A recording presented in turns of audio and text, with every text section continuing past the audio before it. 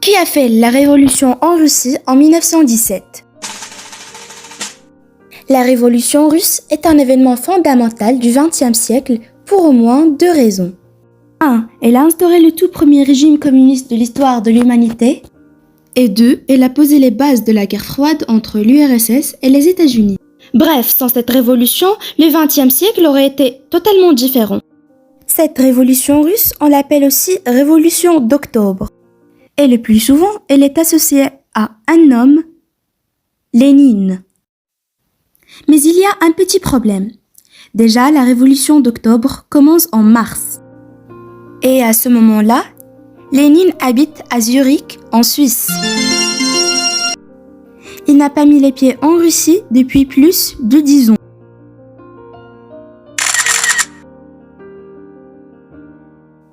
En réalité, tout a commencé avec elle, les ouvrières de Petrograd. Le 8 mars 1917, pour la journée de la femme, elles descendent dans les rues de la capitale russe. Ces manifestations ont deux origines. D'une part, la Russie est en pleine crise économique, et d'autre part, il y a ça. La Première Guerre mondiale ravage l'ouest du pays et décime l'armée. Les ouvrières de Petrograd réclament donc du pain et la paix. Mais ce n'est pas tout. Le lendemain, les manifestations se poursuivent et les ouvriers se joignent aux ouvrières. Le mouvement grossit et d'autres franges de la population emboîtent le pas. En face, le régime autocratique du tsar Nicolas II s'inquiète et riposte.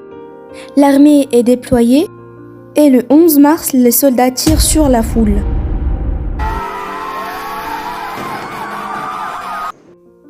Il y avait des dizaines de morts.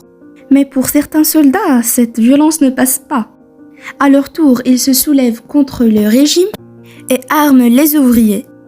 En quelques heures, le centre-ville est aux mains des insurgés.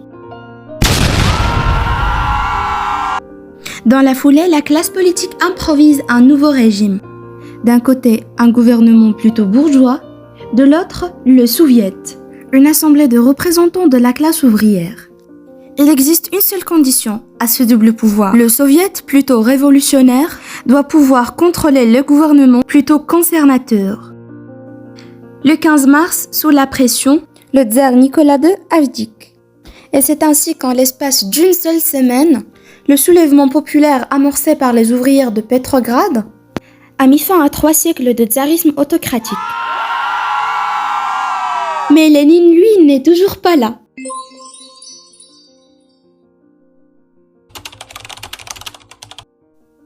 Le 16 avril, en pleine nuit, à 23h10, il finit enfin par arriver à Petrograd. Et voilà comment le cinéma soviétique raconte la chose.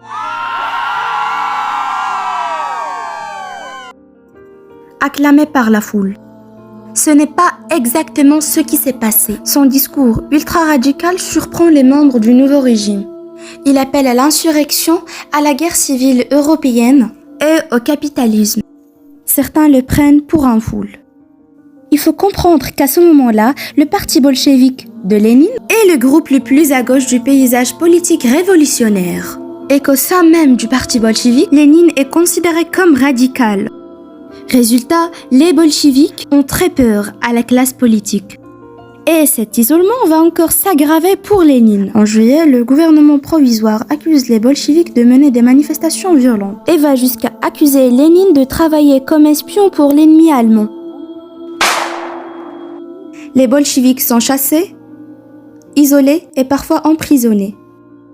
Dans ce climat tendu, la droite conservatrice essaye de mettre la main sur le pouvoir, à tel point qu'à la fin de l'été, le général conservateur Kornilov tente un putsch à Petrograd. Mais mal préparé, Kornilov se heurte à la résistance organisée par le Soviet.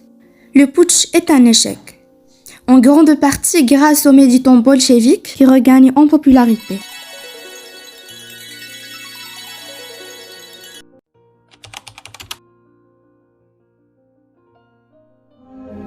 Cette agitation aggrave encore un peu plus les situations économiques et politiques du pays. Les ouvriers font grève et les paysans se révoltent.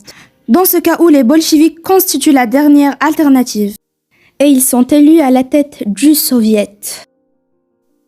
Lénine parvient alors de convaincre son parti de lancer l'insurrection armée dont il rêve. Dans la soirée du 6 novembre, il passe enfin à l'action.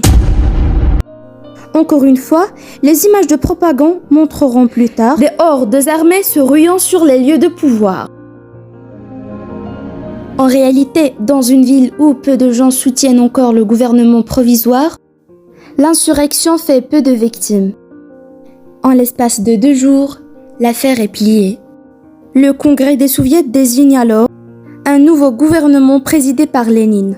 Parti d'un mouvement essentiellement populaire, la révolution a fini par profiter à Lénine. Bien que ballotté par les événements, son opportunisme sans borne à payer. La révolution russe est terminée, elle a duré 8 mois et a fait à peine quelques centaines de morts. Arrivé au pouvoir, Lénine inaugure une nouvelle ère pour la Russie, celle d'un communisme autoritaire et corrompu qui marquera le XXe siècle.